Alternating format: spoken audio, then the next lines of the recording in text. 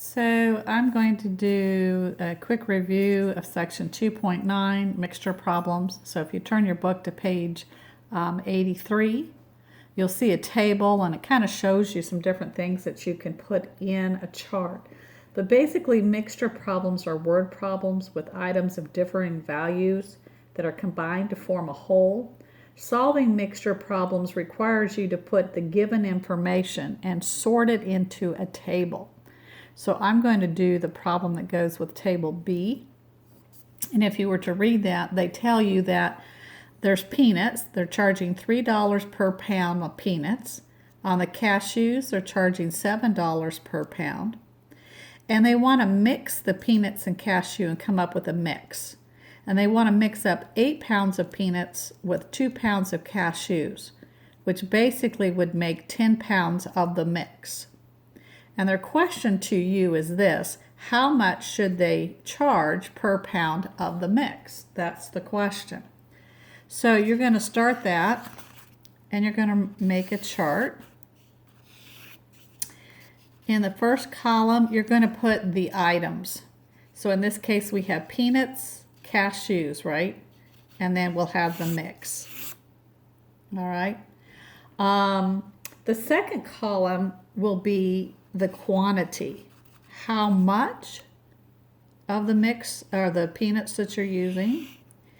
And the third column is going to be the unit price. And the last is going to be what we call that total cost. And you'll see a pattern as I begin to do these problems. So let's just fill into this chart what we know. Okay, we know they want 8 pounds of peanuts. They want 2 pounds of cashews so that they would get 10 pounds of a mix. That much we know. We know that the peanuts is $3 per pound. Okay, per meaning 1 unit per pound, 1 pound. And cashews is $7 per pound. And they're wanting to know how much they should charge for this mix.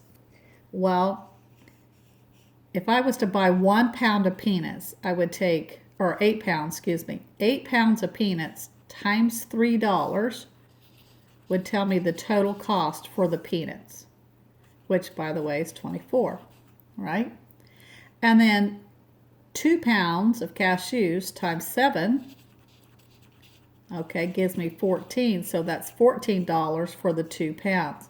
So if you look at this and you add this up, you're going to get $38. All right? Now I'm putting this off to the side because I want you to see what it's representing. So if I was to take this cost of this plus this cost of this, I would get $38. And that's how much the 10 pounds, if I was to buy 10 pounds of the mix, it would be $38. But my question to you is, here's our blank, how much should I charge per pound? Because someone's going to come into the store and they're only going to want 1 pound, right? So this is my unknown where I'm going to put my variable.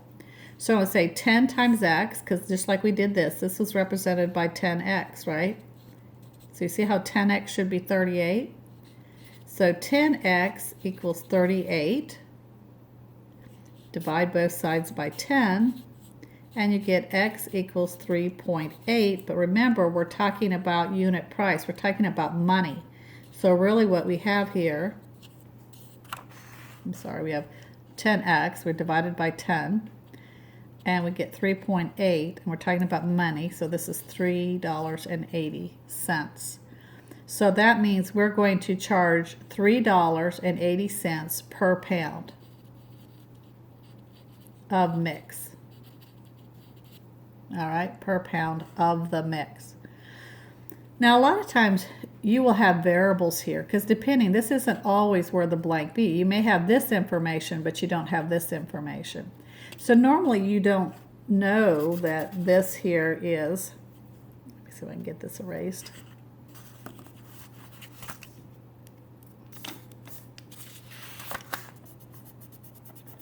Not a good eraser.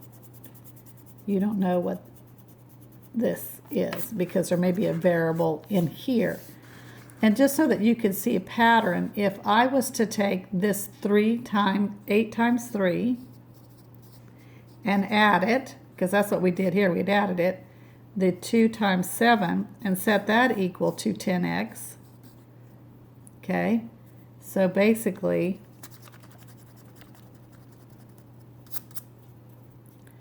yeah, we know that this is the total. You would still get the same answer because this is still the 24 plus 14 equals 10x, 38 equals 10x, and where are we? We're back up here where we started. And I just wanted to show you that this adding to that is 38, and this times this is the same thing as 38.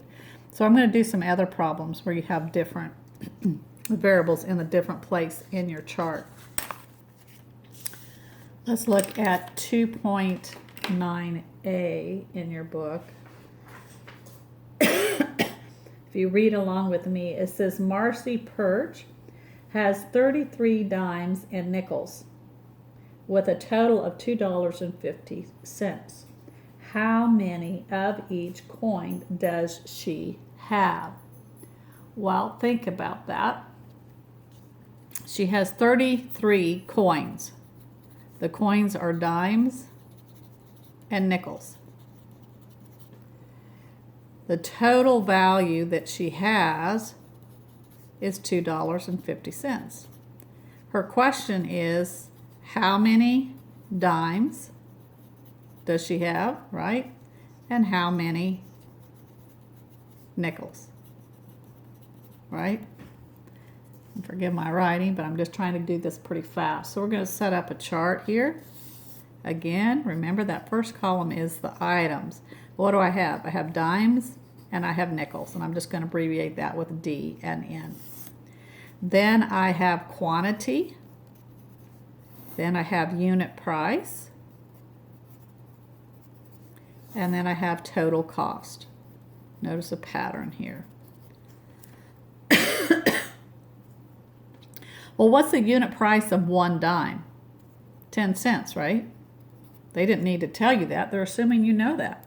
What's the unit price of a nickel? Well, a nickel's 5 cents, correct? And when we're talking about the total, right, the total number of coins here, there's 33 coins. We know that. We also know the total cost is $2.50. So now we have some blanks in different places. What you need to do is you need to find a variable and make one of these an unknown. And so I'm just going to say, let's say D is X. We have an X number of dimes. So now we need to write the N, or the nickels, in terms of X. So I could say that we have, if there's a total of 33 and coins, and I subtract how many dimes we have, the remainder should be how many nickels we have. So this expression here represents the nickels. So if I have the X number of dimes, then my total would be 10X. Think about that. If I had one dime, 1 times 10 is 10 cents. If I had 2 dimes, 2 times 10 is 20 cents. You see how this represents the total cost. Same thing here. If I have a nickel and I have this many nickels, that represents it. So at this point, this really doesn't matter. I mean, you could total that if you want, but it really doesn't matter. What you do know is that you know that this, the value of the dimes, the total cost of the dimes, or the total value, and the total value of the nickels should add up to $2.50. So you're going to write that equation. You're going to say 10x plus 0.05 times 33 minus x, and set it equal to $2.50. Now you have an equation in which you can solve the unknown.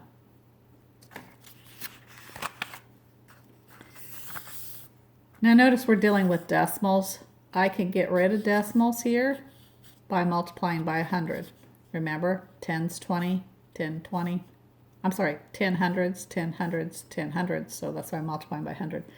So 100 times this gives me 10x plus 100 times this. Now this is a multiplication, right?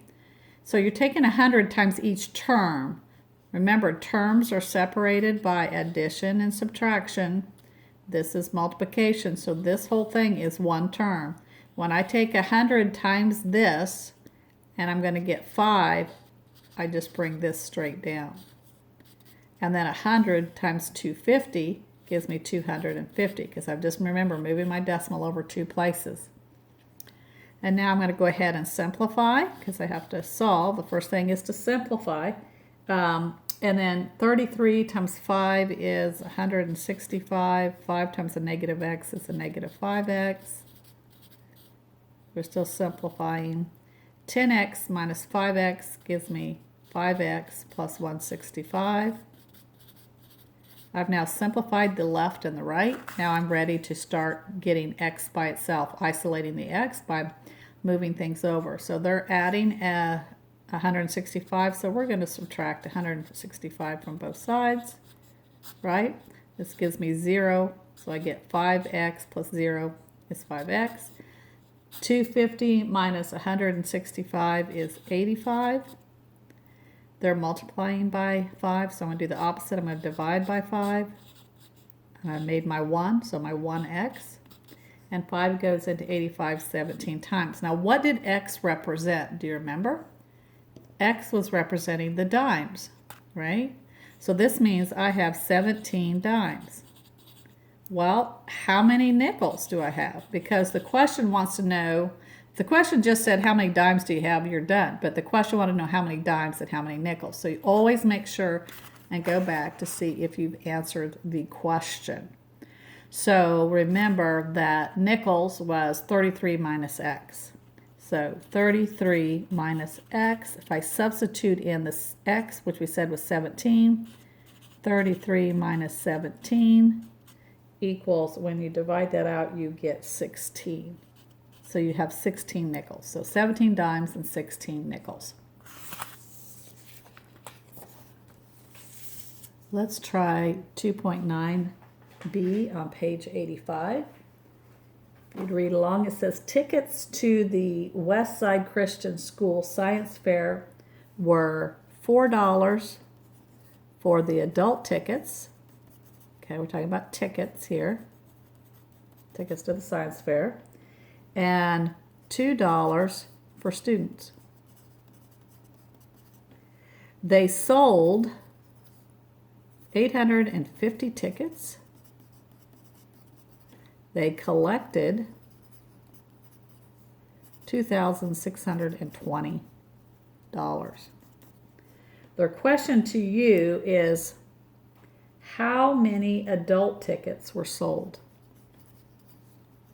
How many adult tickets were sold? Now this time before, they asked how many nickels, how many dimes. Here they're saying just how many adults. This is the only one they want to know about. They're not even asking you how many student tickets, okay? But you're still going to set it up the same way. So we're going to do our chart.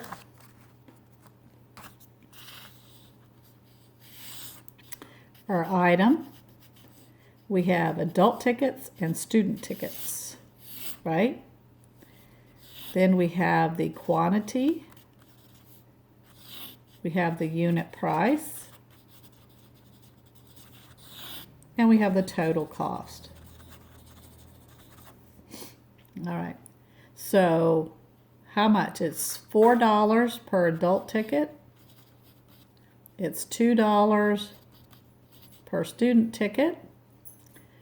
They sold a total of 850 tickets, and the total amount of money that they cost was $6,220. That's a nice amount of money.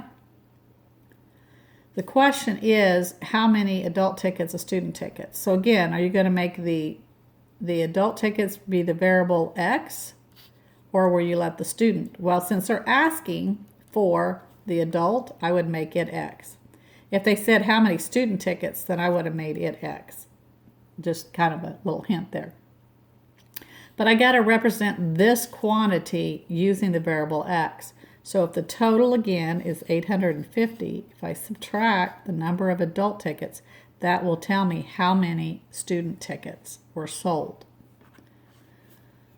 So I'm going to take 4 times x to get this total cost, 2 times this expression, 850 minus x.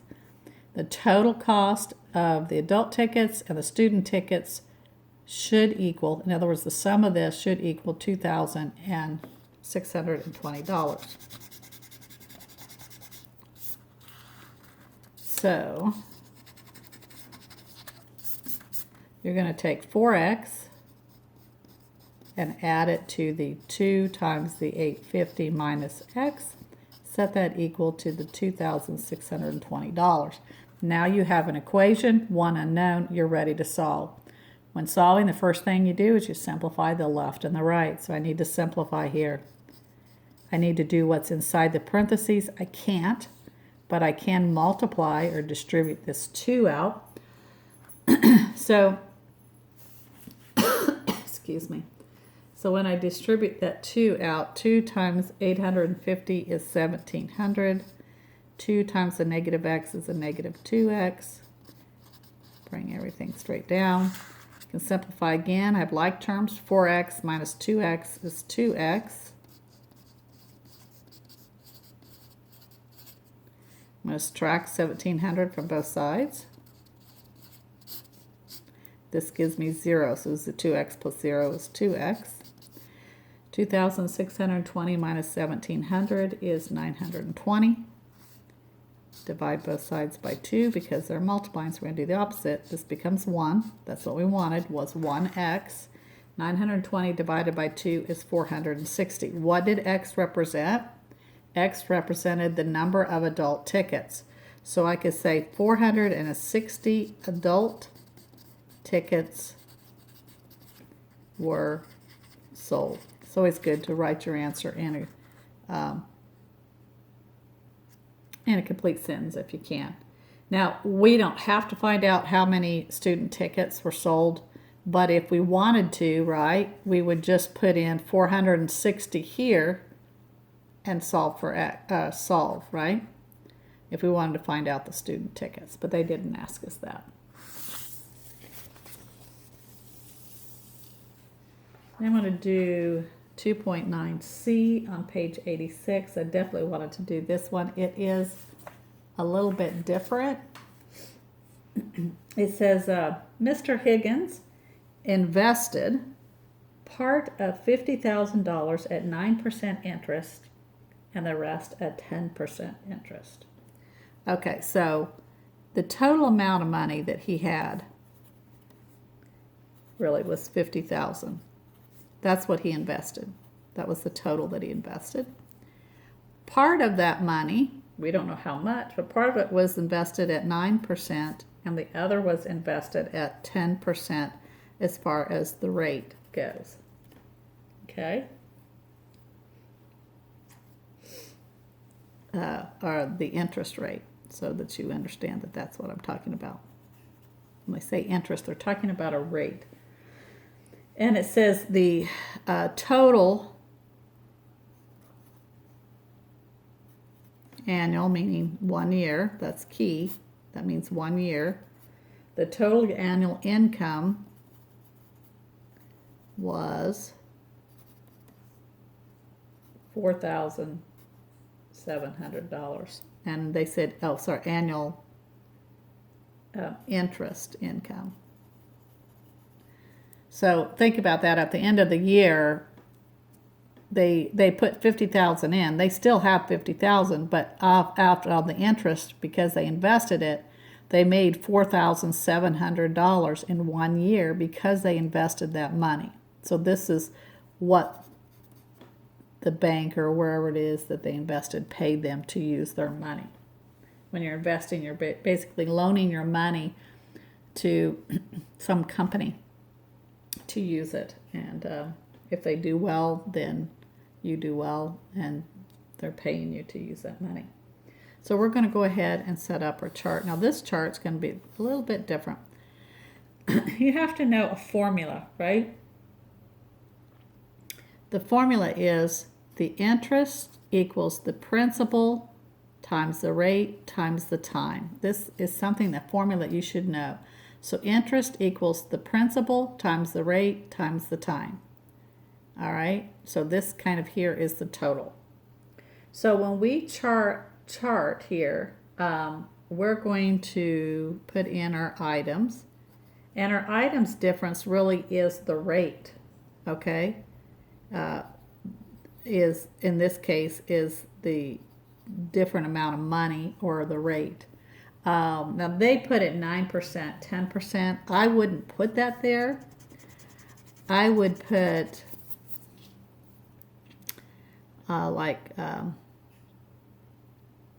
you could put like the first part of the money and the second part of the money, or something to indicate, but you know, a certain amount of the money.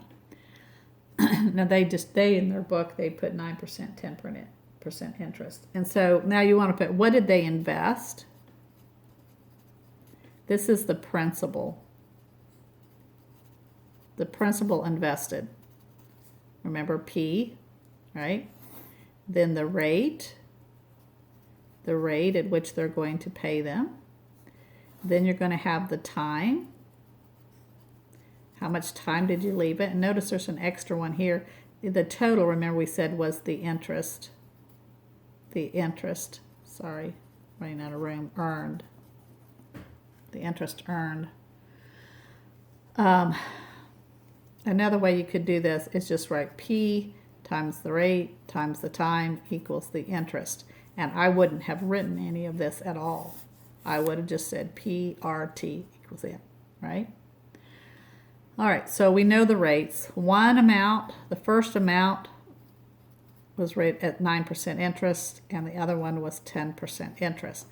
When you're doing with percents, I would go ahead and write that as 0.09 and drop your percent. Drop your percent and move it over, okay? The time was 1 year. They let them have the money for 1 year. All right? And then they're wanting to know how much of each. So this is really the unknowns, how much of each. What you do know is the interest was $4,700. That you do know. So let's look at our information that we have here. If I let this represent the unknown, and it doesn't matter which one I make, but let's say this one is X. If this is X, okay, and the principal, what was the total principal that they invested? The total amount of money they invested was $50,000. Part of that $50,000 is represented by X, and the other part would be represented by $50,000 minus X. So remember, principal times rate times time equals interest. So if I take this principal times this rate times this time, I'm going to get the interest. So that's what I have to write here. So in this case here, it would be 0.10x, right? The rate times the time. 1 times anything is anything. So I'm not even going to put the 1. Some people don't even bother to put the 1. And then this one would be the 0.09. And because of my space, I'm going to kind of curve this out a little bit. So this is 0.09 times the amount invested, which is 50K, 50,000 minus X.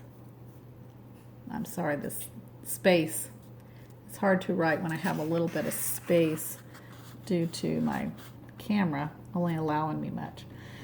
So this would be the total amount earned on the first amount. This is the total amount earned on the second amount. If I add them together, it should give me the total interest.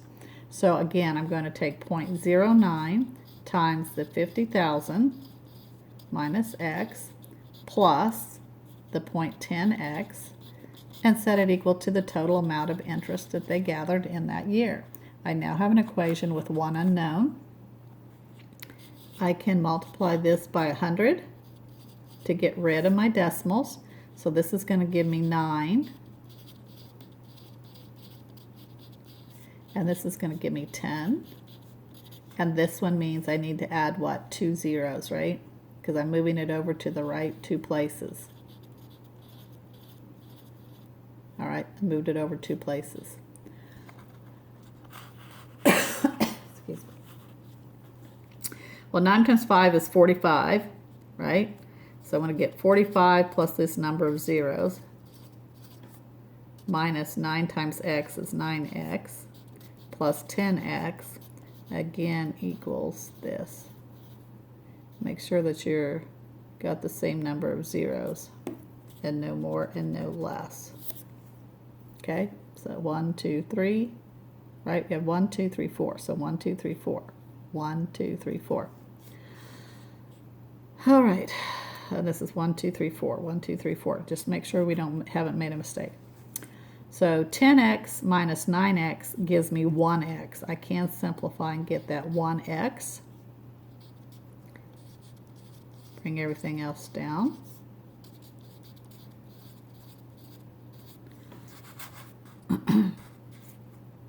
And now we've simplified everything. I'm ready to solve. I'm going to subtract this from both sides.